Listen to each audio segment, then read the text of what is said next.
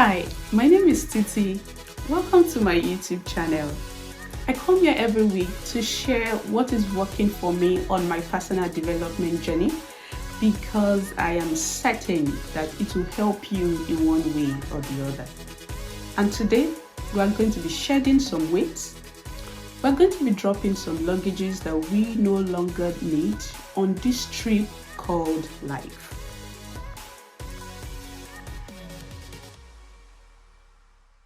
Let's take a look at our belief system. Your belief system is a set of opinion, set of ideas that guides your thoughts and your general outputs in life. It guides your perspective, it shapes your perspective of life. Perspective can be in two ways. It could be the way you see life and the way people around you perceive you, depending on the behaviors that you portray or depending on the lens of your viewers. So to discuss this topic of belief system, I'm going to be using myself as a case study. When I was young, I was made to believe that being expressive is me being wayward, too forward, or noisy. I was made to believe that to be a good girl, I would have to be very reserved and extremely quiet. So, this was what I grew up with. I would see people who are very expressive as being too forward, or they like to show off, or they're too noisy, or they're just chatterboxes. It affected me in secondary school, that's high school. I was a lone ranger. I didn't have much friends. I was in a boarding house. I would go to the hostel alone. I would go to the class alone. I would go to the night prep alone. I was just doing my own things alone. I didn't have a lot of friends. And although this belief of keeping quiet, keeping to myself made me very introspective, I enjoyed my company. I'd love to keep to myself, and I found solace in writing and reading. I loved reading novels. I read a lot of novels that I wasn't even supposed to read. That caused another problem for me. That's a topic for another day. But I grew up with this belief and it affected me a lot until I realized that it wasn't working for me. I loosened up a bit when I got into the higher institution, but I still wasn't as expressive as I should be. I would only speak only when I'm around the people that I am used to or that I'm familiar with or that were my clique. Back then, when I was in secondary school, when people who are very jovial, expressive, playful, when they resume back to school after a vacation or holidays, I would hear scream in the hostel or in the classes. People would be shouting, hey, this person is back in school, because they are the life of the party. Sometimes I will envy them. Sometimes I will be angry at them. Sometimes my mood was irregular. Because of this belief system, I had mood swings. I had mild depression. Sometimes I want to be like them. I want to be jovial. Sometimes I just hated them and I don't even want to be like them because I believe that they were showing off, they were doing too much, they are the only ones. My emotions was not balanced.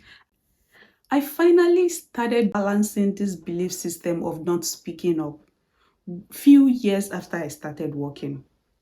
We would go into meetings, people would talk, people would express themselves. I was in a unit then. I was in a unit where we do a lot of brainstorming because I was in a loan unit. So we had a lot of issues with customers, loan reconciliation, loan restructuring, and most of them were done manually then. So we would have to come together and sit and discuss. How do we do this? How do we do that? But I'll keep quiet. Even when I have something to say, I'll keep quiet. By now, I'm sure that you are eager to hear my turning point. Don't worry, I'll tell you. There was a time we had a problem at my place of work. It got to a point that it was too much. Customers were complaining. We were complaining on social media, complaining in the branches, complaining via email. The complaints on this one particular issue was everywhere. And we knew that it was time for us to find a solution. So a committee was set up to resolve issues, serious pressing issues like this. We call it the Service Management Committee. So this committee was actually for the managerial position. The junior staffs or middle level staff were not allowed into the meeting. But somehow, I was privileged to attend the meeting, and I was attending just to take minutes for my boss. So this problem continued and started affecting the report. It was showing in the report of so many units, including the customer service units. It shows that the problem was really eating into our service performance, and it was our NPS was bad and all that. So we needed to do something. So my boss started having meeting with the IT team. Let's find a solution. We can do this, we can do that. Look at our report, see what we have noticed, see what we have done. But nothing was happening. So they had to call a meeting. The CIO wouldn't attend any just anyhow meeting. We don't see him every time in the organization. We don't see him all the time. He only appears, or he only appears when the problem is serious. So he called a meeting, said, let's fix this problem once and for all. So as usual, my boss said, I have to be there just to take the minutes of the meeting. So I was there. The CIO was trying to look for the root cause, because he knew that if he got the problem, then finding the solution would be very easy. So he started asking everybody one after the other, what have you noticed? What happened? What have you done? When did it start? How did it start? Which region is complaining the most? What's the gender of the customers that are complaining the most? Well, what time of the day does this problem happen the most? What he was asking for every question. He was asking all kinds of questions that could just give us a light bulb moment that could solve the problem. But people kept on going on and on and on. The responses were not just satisfactory, because it feels that there's something that he needs to hear, something somebody has not said that can bring solution to this problem. So, I work in the customer service team. We pick the calls, we respond to the mail, we are the ones speaking to the customer. So, and we work 24/7. We know the time of the day when the problem is high, where is the highest. We know when it reduces. We have a trend analysis of that problem, which we have shared with the IT team, which I believe was good enough for them to find a solution. But something somewhere was not just happening. So after we went on and on in that meeting, there was no solution. I now decided to speak up. So I raised my hand. It was a Teams meeting. I used the emoji to raise my hand, and the CIO said I should speak. So before I said anything, I'm not a senior, I'm not the top management staff. So he had to ask me to introduce myself. I did a brief introduction to say who was my boss. He wanted to know who I was working with, so have an idea of which unit I'm speaking from and from which point of view I'm speaking from. So I had to introduce myself. I told him my boss, and I said something. I said, I work in the customer service unit, and I want to speak here with the voice of the customer. That got his attention, first of all. So I started giving him the trend analysis, what you have noticed. When this thing happens, when it gets resolved, when it goes up again, what time of the day, what time of the week it happens.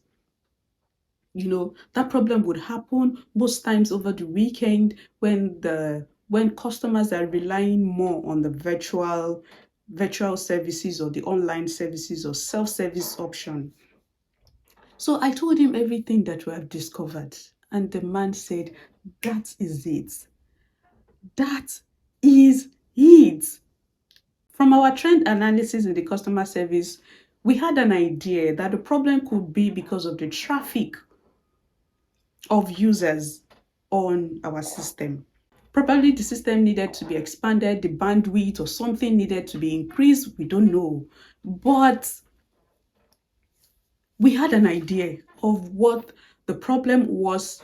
We didn't know exactly what the solution is, but we had an idea of what the solution could be.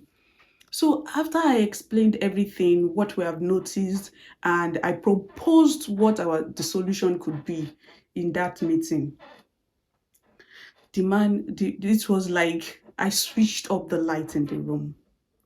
The man said, thank you. Thank you for saying that. So he turned to my boss and asked, this thing she said, has she said it to you before? She said, yes, they sent me their weekly report. What have you done with the report? She said, yeah, we've been engaging the IT team. Then he turned to the IT team. What have you done with the reports they've been giving to you? We've done this, we've done that. Have you done this? So he started asking questions. Have you done this? Speaking to the capacity of the system. Have you done this? Have you done that?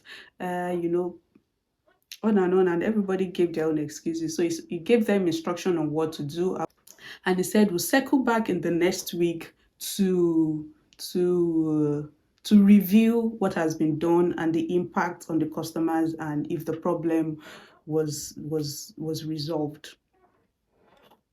After the meeting, my boss called me and said, Titi, why didn't you say it the way you said it to me in the meeting? I said, boss, we've been telling you these things and you've been working on it. And she said, but you didn't say it exactly. You didn't say it that passionately. Well, she said, okay, no problem. Let's just see how it goes. Let's see if they'll solve it. So a week after we circled back for the meeting, I was determined that I wasn't going to say anything in this meeting. So the meeting went on and on and on and on. And the CIO said, where is that intelligent girl? Where is that intelligent lady that brought us out of our mystery last week? He said, why are you not speaking this week? We need to know if what we have done is working. Can you please give us feedback? Can you? So I said what I could say. I didn't want to say too much because I was careful not to upset my boss or not to say. I was actually feeling, because of my belief system, that if I talk, I will be too forward. If I express myself, I will be perceived as being too forward or showing off, or that belief system was still holding me down. So I didn't want to speak in the second meeting, especially because my boss has asked me that why didn't I say it? Why didn't I say it to her exactly the way I said it in the meeting? So I didn't want to offend her. When I was in our good books, we were in good terms. I loved my boss and I believe she loved me too. So I just didn't want anything to soil that. I just didn't want anything to soil the relationship that I had with my boss. But while I was skeptical or thinking of what to speak or just to say it the way it is on my mind, passionately the way I said it in the first week, while I was contemplating, I just saw my boss chatting me. She said, Titi, speak up, speak up, speak up. Say it the same way you said it last week. Say what you have noticed. Say every other problem that has come up, even the problems that are not related to this. This is a good time for us to solve all our problems with IT once and for all. Just say. That was all I needed. I just packed. I just started speaking. The man said, good.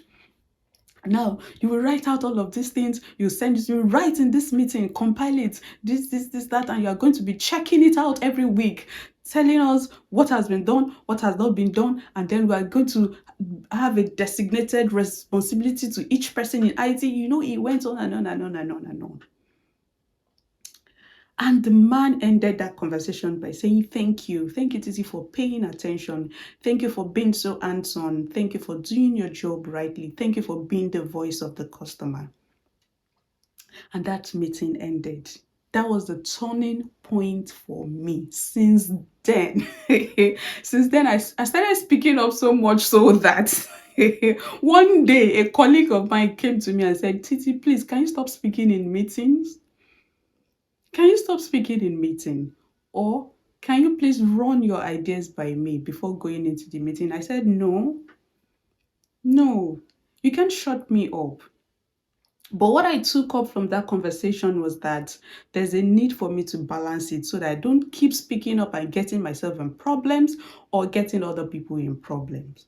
But I just know that I have to start speaking up. Why did I tell you this long story? Is because there are some belief systems that we have grown up with that we no longer need. A lot of platform or opportunities where I could have shown my brilliance, where I could have portrayed myself well, but I kept quiet because I believe that speaking will make me look wayward or too forward. So, what are those belief systems? Okay, so fine. I agree. While we were growing up, we didn't have a choice, we didn't have an opinion. We only imbibed the things that they were teaching us. We only absorbed everything without filtering the ones that are good for us or not. But now that you're a grown up, why are you not intentional about the things that forms or shapes your belief system? Your boss has told you that you're dumb and you believe it. The next opportunity you have to show your brilliance, you keep quiet because someone has told you that you're dumb. Now, let me tell you something. You're powerful. I'm sure you must have heard it before. It's either you don't believe it or you just didn't pay attention to it. But I'm telling you once again now that you are powerful. There's power in you. But that power is inactive because of your belief system. The moment you take responsibility for the outcome of your life, that is when you activate the power in you.